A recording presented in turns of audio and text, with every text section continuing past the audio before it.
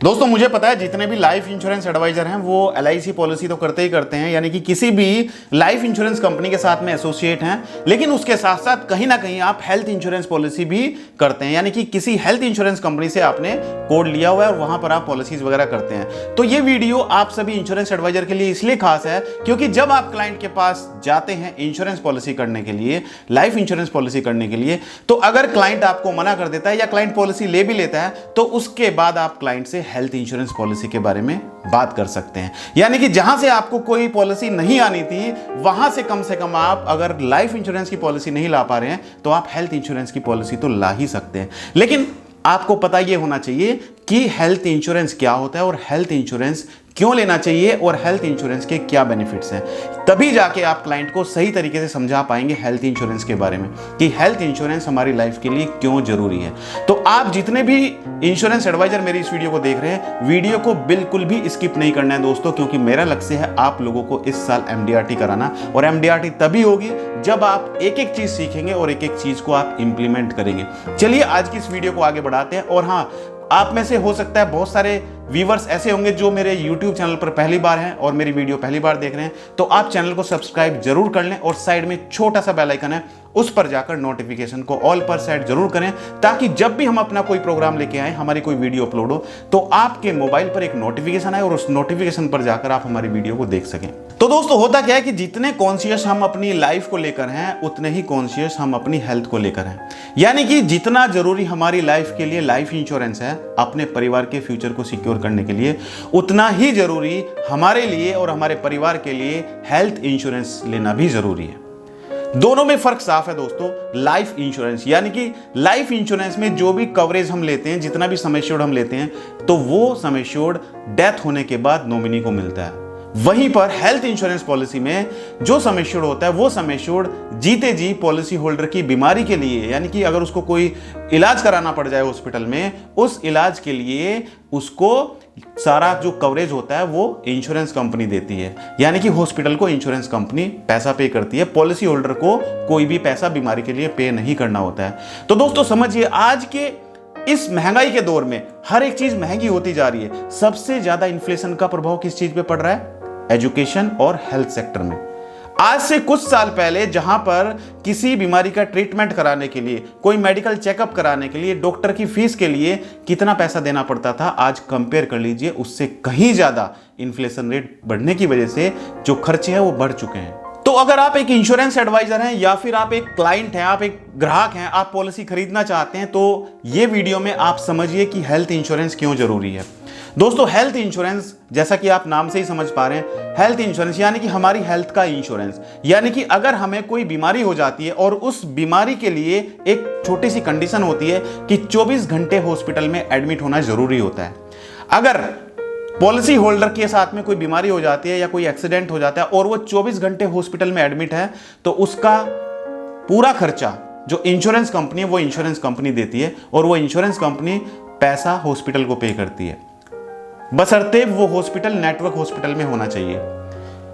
Right? तो health insurance का बहुत फायदा है दोस्तों। हेल्थ इंश्योरेंस यानी कि आप खुद समझिए, जितने भी सैलरीड पर्सन है, मिडिल क्लास फैमिली से बिलोंग करते हैं, वो अगर उनके ऊपर एकदम से बर्डन पड़ जाए कि आपको 50,000, 1 लाख, 2 लाख रुपए इस बीमारी के लिए खर्च करने हैं, तो कितना मुश्किल हो जाएगा। हर किसी के लिए मुश्किल हो जाएगा। लेकिन दोस्तों हेल्थ इंश्योरेंस पॉलिसी अगर आप लेते हैं उसके लिए आपको एक छोटा सा प्रीमियम पे करना पड़ता है। 5,000, 10,000, 15,000 रुपए साल का प्रीमियम पे करना पड़ता है। यानी कि साल में आप आराम से 5,000, 7,000 या 10,000 रुपए निकाल सकते हैं, लेकिन लाख, 2 लाख रुपए निकालना बड़ा मुश्किल हो जाता है। इसीलिए दोस्तों हम सभी को अपनी लाइफ के लिए अपना हेल्थ इंश्योरेंस कवर जरूर लेना चाहिए।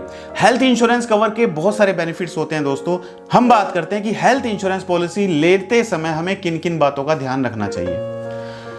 दोस्तों मार्केट में इतने सारे हेल्थ इंश्योरेंस पॉलिसी अवेलेबल हैं कि ग्राहक कंफ्यूज हो जाता है, उनको समझ नहीं आता कि कौन सी पॉलिसी लें, क्योंकि आप देखते हो इतने सारे कंपनीज हैं, उनका प्रीमियम है, प्रीमियम में भी डिफरेंस आता है और पॉलिसी में कहीं ना कुछ क्लोज लगा होता है, और वो क्लोज समझ में क्लाइंट के नहीं आता है, वो गलत पॉलिसी का चुनाव कर लेते हैं, और बाद में जाके जब ट्रीटमेंट कराते हैं हॉस्पिटल में, जब क्लेम आता है तब पता चलता है कि ये तो एक्सक्लूजन की लिस्ट में शामिल है, ये तो एक्सक्लूड है आपकी पॉलिसी में, इसका तो कवरेज नहीं मिलेगा। तो हर एक ग्राहक, हर एक क्लाइंट, हर एक इंश्योरेंस एडवाइजर को समझना जरूरी है और अपने क्लाइंट को समझाना भी जरूरी है कि हेल्थ इंश्योरेंस पॉलिसी कौन सी बेस्ट है। हेल्थ इंश्योरेंस पॉलिसी में हमें लेते समय किन किन बातों का ध्यान रखना चाहिए। तो सबसे पहले दोस्तों, सबसे पहले आपको ध्यान रखना चाहिए प्री एंड पोस्ट हॉस्पिटलाइजेशन, यानी कि एडमिट होने के टाइम पे तो आपका ट्रीटमेंट कैशलेस हो जाएगा, लेकिन एडमिट होने से पहले और एडमिट होने के बाद, यानी कि जब घर पे आ जाते हैं, उसका ट्रीटमेंट का खर्चा भी कंपनी देती है। कुछ कंपनियां 2 महीने प्री हॉस्पिटलाइजेशन देती हैं और 3 महीने पोस्ट हॉस्पिटलाइजेशन देती हैं। कुछ कंपनियां 3 महीने pre hospitalisation and 6 month post hospitalisation देती है। तो आप जब भी कोई पॉलिसी का चुनाव करें तो सोच समझकर ये देख लें कि उसमें प्री एंड पोस्ट हॉस्पिटलाइजेशन कितना है, कितने दिन तक का ट्रीटमेंट आपको मिलेगा, ये चीज आप जरूर देख लें। दूसरा दोस्तों, आपको क्या ध्यान रखना है, आपको देखना है रूम रेंट कैपिंग।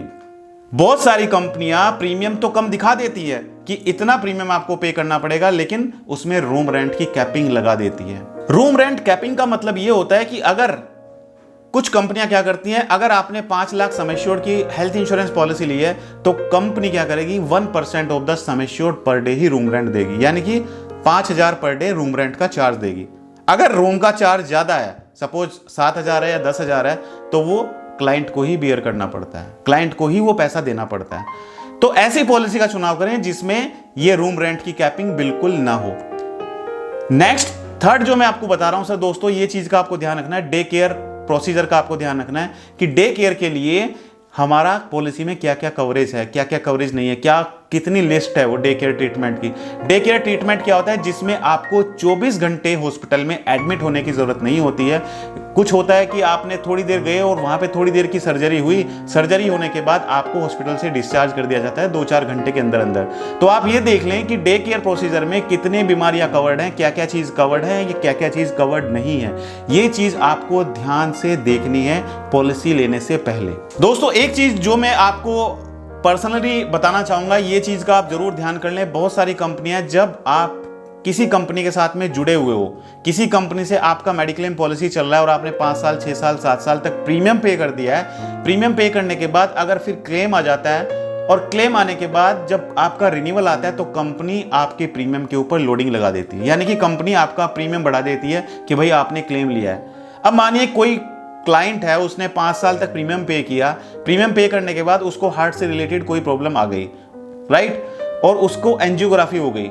एंजियोग्राफी होने के बाद वो क्या करेगा, वो जब पॉलिसी को रिन्यू कराएगा तो कंपनी उसको एक जो रिन्यूअल नोटिस है वो भेजती है और बोलती है कि भाई आपको इतना लोडिंग पे करना पड़ेगा, आपको इतना एक्स्ट्रा प्रीमियम पे करना पड़ेगा। अब जो क्लाइंट पिछले 5 साल से 7 साल से अपना प्रीमियम पे कर रहा है, पॉलिसी चला रहा है, तो चलाने के बाद अब वो दूसरी कंपनी में कैसे स्विच करेगा, क्योंकि उसको तो हार्ट से रिलेटेड प्रॉब्लम हो चुकी है। अब वो कंपनी एक्सेप्ट करेगी या नहीं करेगी, तो उसकी मजबूरी हो चुकी है इस कंपनी के साथ में बने रहना। तो हमेशा ये चीज ध्यान करें कि जब भी आप कोई पॉलिसी लें, उसमें ये चीज अपने एडवाइजर से या अपने जो कंपनी के जो सेल्स मैनेजर हैं उनसे आप ये जरूर पूछ लें कि भाई इस पॉलिसी में कोई लोडिंग तो नहीं है। कभी ऐसा हो कि हमने कोई क्लेम लिया और क्लेम लेने के बाद कंपनी हमारा प्रीमियम बढ़ा दे कि भाई आपका इतना प्रीमियम बढ़ चुका है। तो ये चीज जरूर देख लें, क्योंकि ये छोटी छोटी चीजें बाद में जाके हमें बहुत सारी दिक्कतों का सामना करना पड़ता है क्लेम के समय पर। तो मैं नहीं चाहता कि आपको क्लेम के टाइम पे दिक्कत हो। तो जब भी आप पॉलिसी लें, पॉलिसी लेने से पहले इन सब चीजों को बारीकी से समझ लें और समझ लें कि आपके लिए कौन सी इंश्योरेंस पॉलिसी बेस्ट रहेगी। अगला जो दोस्तों आपको चीज देखनी चाहिए, अगला जो आपको ध्यान रखना चाहिए वो ये रखना चाहिए कि आपकी जो पॉलिसी है उस पॉलिसी में आपके घर के आसपास जो हॉस्पिटल्स हैं वो कवर्ड हैं या नहीं है। क्योंकि पता चला आपने पॉलिसी ले ली और वहां पे जो हॉस्पिटल है वो नेटवर्क हॉस्पिटल में आते ही नहीं है, तो फिर आपको वहां पे खुद पैसा पे करना पड़ेगा, आपका ट्रीटमेंट कैशलेस नहीं हो पाएगा। तो जब भी आप पॉलिसी लें ये जरूर देख लें कि आपके घर के पास में जो हॉस्पिटल्स हैं वो इस कंपनी के नेटवर्क हॉस्पिटल की लिस्ट में आते हैं या नहीं आते हैं। क्योंकि आपने जो पॉलिसी ली है वो इसलिए लिए है कि कल अगर हमें कुछ प्रॉब्लम हो जाती है, कोई बीमारी हो जाती है, तो हॉस्पिटल में जाने के बाद हमें कोई पैसा ना पे करना पड़े। और पता चला कि आपके पास जो हॉस्पिटल है घर के पास में, वो हॉस्पिटल तो नेटवर्क की लिस्ट में आता ही नहीं है, तो फिर वहां पे आपको पेमेंट करनी पड़ेगी। तो ये भी आपको ध्यान रखना है दोस्तों पॉलिसी लेते समय ये चीज जरूर ध्यान कर लें कि आपने पॉलिसी जो ली है वो कब तक रिन्यू कर सकते हो आप। क्योंकि कुछ कंपनियां उसमें एज लिमिट लगा देती है कि 60 साल 65 साल या 70 ईयर्स तक ही आप पॉलिसी को रिन्यू कर सकते हैं। आप सपोज मानते हैं कि कोई क्लाइंट 50 साल 60 साल तक पॉलिसी को चलाता गया और उसके बाद वो पॉलिसी रिन्यू ही नहीं हो पाई, उसके सामने कोई और ऑप्शन होगा ही नहीं, उस टाइम पे कोई विकल्प होगा ही नहीं, क्योंकि वो दूसरी जगह जा ही नहीं सकता है। कोई कंपनी 70 ईयर्स की एज में कोई भी हेल्थ इंश्योरेंस कवरेज नहीं देगी, कोई भी पॉलिसी नहीं देगी। तो हमेशा पॉलिसी लेते समय फ्यूचर के बारे में सोच के ये जरूर देख लें कि आपकी पॉलिसी में जो इंश्योरेंस कवर है वो कितने का है, और साथ साथ आपका जो रिन्यूअल है वो कब तक चलता रहेगा। ऐसी पॉलिसी लें जिसमें आपको लाइफ लॉन्ग रिन्यूअल चलता रहे। तो दोस्तों ये सारी चीजें आपको आपकी पॉलिसी को चुनने में हेल्प करेगी, क्योंकि आप जब पॉलिसी का चुनाव करते हैं तो आपको बहुत सोच समझकर पॉलिसी का चुनाव करना चाहिए, क्योंकि ये एक ऐसा डिसीजन होता है जिसको आप रोज रोज नहीं बदल सकते हैं। तो आप सभी इंश्योरेंस एडवाइजर भी जब अपने क्लाइंट के सामने जाते हैं तो इन पॉइंट्स को नोट कर लें, और ये पॉइंट्स नोट करके इन पॉइंट्स को बारीकी से अपने क्लाइंट को जरूर बताएं। एक एक फीचर्स जरूर बताएं क्लाइंट को कि इसका ये बेनिफिट है, इसका ये बेनिफिट है, इसका ये बेनिफिट्स है। तो भाई वैसे तो आप सभी इंश्योरेंस एडवाइजर जानते हैं कि हमारा YouTube चैनल आप सभी इंश्योरेंस एडवाइजर्स के लिए, जिसमें आप लोगों के फ्यूचर के बारे में कि कैसे आप अपने बिजनेस को आगे ले जा सकते हैं, ये मैं आपको बताने की कोशिश करता हूं। तो आप लोगों का जो सवाल आता है वो ये आता है कि सर हमें क्लाइंट नहीं मिल पाते हैं, तो आपके इस सवाल का जवाब भी मैं देने की कोशिश करता हूं। दोस्तों मैंने आप लोगों के लिए लॉन्च किया है डिजिटल मार्केटिंग कोर्स, जिसमें मैं डिजिटल मार्केटिंग आपको सिखाऊंगा कि कैसे आप ऑनलाइन मार्केटिंग के द्वारा अपने लिए क्लाइंट ढूंढ सकते हैं। यानी कि वो क्लाइंट जो लाइफ इंश्योरेंस पॉलिसी सर्च कर रहे हैं गूगल पर, वो क्लाइंट जो लाइफ इंश्योरेंस के बारे में यूट्यूब पर वीडियो देख रहे हैं, वो क्लाइंट जो फेसबुक चलाते हैं और फेसबुक पर आप टारगेटिंग कर सकते हैं ऐसे लोगों को जो लाइफ इंश्योरेंस में इंटरेस्ट रखते हैं या हेल्थ इंश्योरेंस में इंटरेस्ट रखते हैं। सबसे बढ़िया प्लेटफॉर्म है दोस्तों आपके लिए, अपने आप को प्रमोट करने के लिए, अपने बिजनेस को ग्रो करने के लिए, अपने लिए MDRT करने के लिए, पैसा कमाने के लिए, क्योंकि पैसा भी आप तभी कमा पाएंगे जब आपकी पॉलिसी होगी, और MDRT भी आप तभी कर पाएंगे जब आपके पास क्लाइंट होंगे। क्लाइंट आपको डिजिटल मार्केटिंग के अलावा कहीं से मिल ही नहीं सकते हैं दोस्तों। जितने भी बड़े बड़े MDRT एडवाइजर हैं, COT एडवाइजर्स हैं, वो कैसे MDRT करते हैं? उनके पास क्लाइंट होते हैं दोस्तों, वो लीड होती है उनके पास लीड्स आती हैं, तभी जाके वो करते हैं। अगर आपके पास लीड्स नहीं आती हैं तो आप सुबह से शाम तक फील्ड में निकल के जो मेहनत करेंगे उसका कोई आउटपुट नहीं आएगा दोस्तों। तो आपको इस साल MDRT करना है, और MDRT करने के लिए ये डिजिटल मार्केटिंग कोर्स आपके लिए बहुत हेल्पफुल रहेगा। तो दोस्तों अगर आप मेरे YouTube चैनल पर पहली बार जुड़े हैं तो चैनल को सब्सक्राइब जरूर कर लें, और साइड में जो छोटा सा बेल आइकन है उस पर जाकर नोटिफिकेशन को ऑल पर सेट करें, ताकि आने वाले समय में आपको हमारी हर एक वीडियो का नोटिफिकेशन टाइम टू टाइम मिलता रहे। और हाँ भूलिएगा नहीं, संडे रात 9 बजे, हर एक संडे रात 9 बजे मैं आता हूं अपना YouTube लाइव प्रोग्राम लेके आप लोगों के लिए, जिसमें आप लोगों के प्रश्नों का जवाब दिया जाता है। तो अगर आप जुड़ना चाहते हैं मेरे YouTube लाइव प्रोग्राम से तो आप मुझसे संडे रात 9 बजे जुड़ सकते हैं और अपने सवाल मुझसे कर सकते हैं। तो थैंक यू सो मच, बहुत बहुत धन्यवाद आप सभी का हमारी इस वीडियो से जुड़ने के लिए। Thank you so much.